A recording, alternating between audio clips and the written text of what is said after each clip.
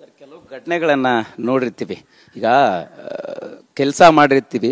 So ಆದ್ರೆ ಆ ಸಂದರ್ಭಕ್ಕೆ ಸಿಗಬೇಕಾದಂತಹ ಗೌರವ ಆ ಸಂದರ್ಭಕ್ಕೆ ಅಥವಾ ಆ ಸಮಯಕ್ಕೆ ಸಿಗದೆ ಹೋದಾಗ ನಮ್ಮೊಳಗೆ ಅಥವಾ ಅಂತಹ ವ್ಯಕ್ತಿತ್ವಗಳ ಒಳಗೆ ಒಂದು ಸಂಘರ್ಷ ನಡೀತಾ ಇರುತ್ತೆ. ಸೊ ಈಗ ಆ ಸಂದರ್ಭಕ್ಕೆ ಸಿಗದ ಗೌರವ ಈಗ ಬೇಕಾ ಅನ್ನುವಂಥ ಪ್ರಶ್ನೆಗಳು ಕೂಡ ತುಂಬಾ ಸಂದರ್ಭದಲ್ಲಿ ಕಾಡುತ್ತೆ ಸರ್. ಅಂದ್ರೆ ನಿಮಗೆ ಹಂಗೆ ಯಾವತ್ತಾದ್ರೂ ಈ ಪ್ರಶಸ್ತಿ ನಿರಾಕರಿಸುವಂಥದ್ದು, ಈ ಸಂಘರ್ಷಗಳು, ಸೊ ನಿಮ್ಮೊಳಗಿನ ವ್ಯಕ್ತಿತ್ವ ಹೆಂಗೆ ಇರುತ್ತೆ ಅಂತ? ಅಲ್ಲ, ಅದು ಅವರವರಿಗೆ ಅಂದರೆ ಅವರವರ ತಿಳುವಳಿಕೆಗೆ ಬಿಟ್ಟಂಥ ವಿಚಾರ. ಬೇರೆ ಬೇರೆಯವರಿಗೆ ಬೇರೆ ಅನುಭವ ಬಂದಿರ್ತದೆ, ಕೆಲವರಿಗೆ ಕಹಿ ಅನುಭವ ಆಗಿರ್ತದೆ. ಈಗ ಉದಾಹರಣೆಗೆ ನಾನು ಸುದೀಪ್ ಹತ್ರ ನಾನು ಇವತ್ತು ಅವರು ನನಗೆ ವಿಶ್ ಮಾಡೋಕ್ಕೆ ಫೋನ್ ಮಾಡಿದಾಗ ನಾನು ಏನಾಯಿತು ನಾನು ನೋಡಿದ್ನಪ್ಪ, ಸೊ ಹೌದು ಅದು ಹಾಗೆ ಆಗೋ ಚಾನ್ಸಸ್ ಇದೆ ಇದ್ದಾಗ ಅದೀಗ ಅವರಿಗೆ ತೀವ್ರವಾಗಿ ಅನಿಸಿದ್ರೆ ಅದ್ರ ಬಗ್ಗೆ ಭಾಳ ಬೇಸರ ಆಗಿದ್ದು. ಆಗ ಖಂಡಿತವಾಗಿ ಯಾರೋ ಹೇಳಿ ಮಾಡಿ ನಿಮಗೆ ಬರ್ತಾ ಇದೆ ಅಂತ ಹೇಳಿ ಅದ್ರಲ್ಲಿ ಬರದೇ ಇದ್ದಾಗ ಖಂಡಿತವಾಗಿ ಅದು ಕೂಡ ವೈಯಕ್ತಿಕವಾಗಿ ಬೇರೆ ಬೇರೆಯವರು ಬೇರೆ ಬೇರೆ ಪ್ರಕಾರದಲ್ಲಿ. ಈಗ ಒಂದು ವೇಳೆ ಹೀಗೆ ನನಗೇನೋ ಬಂತು, ನಾನು ಬೇಡ ಅಂತ ಹೇಳಿದೆ, ಅವ್ರು ಯಾರಾದರೂ ಫೋನ್ ಮಾಡಿ ಹಾಗೆಲ್ಲ ಮಾಡಬೇಡಿ ಅಂತ ಹೇಳಿ ಹೇಳ್ಬಹುದು. ಅದು ಅಂಥ ಸನ್ನಿವೇಶಗಳು very special to that one particular situation. ಆ ಸಂದರ್ಭದಲ್ಲಿ ಅವರವರಿಗೆ ತಿಳುವಳಿಕೆಗೆ ಅನ್ನಿಸಿದಾಗೆ ಅವರವರು ಮಾಡ್ತಾರೆ. ಅದು ತಪ್ಪು ಇದು ತಪ್ಪು ಅಂತ ಹೇಳೋದಕ್ಕಲ್ವ, ಇವೆಲ್ಲ ಆಗು ಹೋಗುಗಳೇ. ಒಂದು ಈ ಕಡೆ ಬಿದ್ದರೆ ಇದು, ಆ ಕಡೆ ಬಿದ್ದರೆ ಅದು. ಹಾಗೆ ಇಡೀ ಜರ್ನಿಲಿ ಅಂದ್ರೆ ಈಗ ಪ್ರಶಸ್ತಿ ಬಂದಂತ ಸಂದರ್ಭಕ್ಕೆ ನಿಮ್ಗೆ ತೃಪ್ತಿ ಕೊಟ್ಟಂತಹ ಪಾತ್ರ, ಸಿನಿಮಾ, ಈ ಸಂದರ್ಭಕ್ಕೆ ನೆನೆಸ್ಕೊಳ್ಳುವಂತದ್ದಾದ್ರೆ ಸರ್? ಕನ್ನಡ ಚಿತ್ರರಂಗದ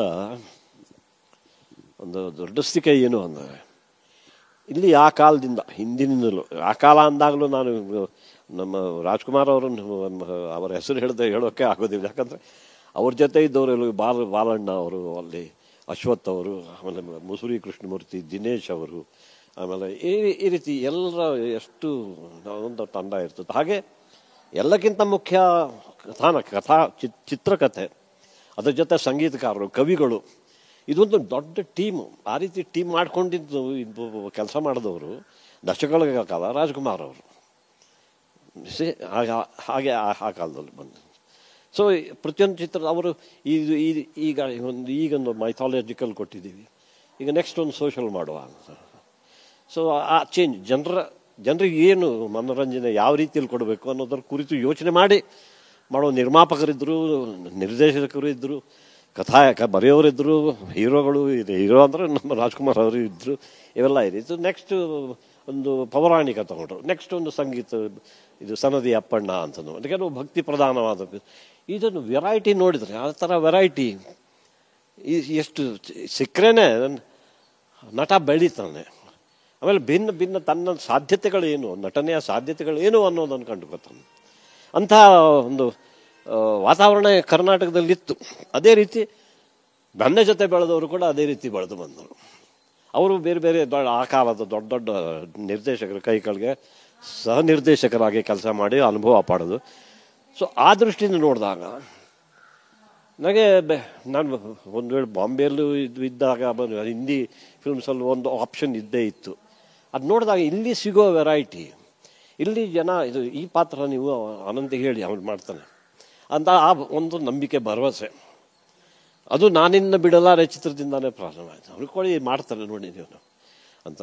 ಅದು ಬೇರೆಯವರು ಸ್ವಲ್ಪ ಅದಕ್ಕೆ ಹಿಂದೇಟ್ ಆಗ್ತಿದ್ರು ಅಂಥ ಪಾತ್ರ. ಒಂದು ಕಡೆ ಅವನು ಸುಸಭ್ಯ ಒಳ್ಳೆಯವನು ನೋಡೋಕ್ಕೆಲ್ಲ, ಇನ್ನೊಂದು ಕಡೆ ಇಸ್ ದ ಡೆವಿಲ್ ರೀತಿ, ಅದು ಜಕಿಲ್ ಆ್ಯಂಡ್ ಹೈಡ್ ಅಂತ ಆ ರೀತಿ ಅಂತಾರೆ. ಆ ರೀತಿ ಭಿನ್ನ ಭಿನ್ನ ಅಂದರೆ ಒಂದೇ ಕಲರ್ದನ್ನು ಒಂದು ಹೀರೋ ಅಂದ್ಕೊಳ್ಳೆ ಒಳ್ಳೆಯವನಲ್ಲ. ಈಗ ನಂತರ ಬಿಡುಗಡೆಯ ಬೇಡಿ ಚಿತ್ರದಲ್ಲೂ ಅವನು ಗಂಡ ಅಂತೆ ಅನ್ಯೋನ್ಯವಾಗಿರ್ತಾರೆ. ಆದರೆ ಗಂಡನಿಗಂತ ಸಂಪಾದನೆ ಇಲ್ಲ. ಸೊ ಹೆಂಡತಿ ಕೆಲಸಕ್ಕೆ ಹೋಗಬೇಕು ಅಂದರೆ ಅವನಿಗೆ ಅದು ಇಷ್ಟ ಇಲ್ಲ. ಸೊ ಅದರ ಸಿಟ್ಟು ಅವನು ತೆಗಿತಿರ್ತಾನೆ ಹೆಂಡತಿ ಮೇಲೆ. ಅದು ಒಂದು ಆ ದುರಂತದಲ್ಲಿ ಆ ಕತೆ. ಈ ರೀತಿ ಎಲ್ಲವೂ ಒಳ್ಳೆಯದು, ಎಲ್ಲ everything is nice, everything is hunky dory ಅಂತ ಇರ್ತಿರಲಿಲ್ಲ. ಅದಕ್ಕೆ ಆ ಕಾರಣದಿಂದ ಆಮೇಲೆ ಇಲ್ಲಿ ನಮ್ಮ ವಿಶೇಷವಾಗಿ ನಾನು ಮೆನ್ಷನ್ ಮಾಡಲೇಬೇಕು, ಅವ್ರ ಜೊತೆ ನಾನು ಒಂದು ಫಿಲ್ಮು ಮಾಡಲಿಲ್ಲ.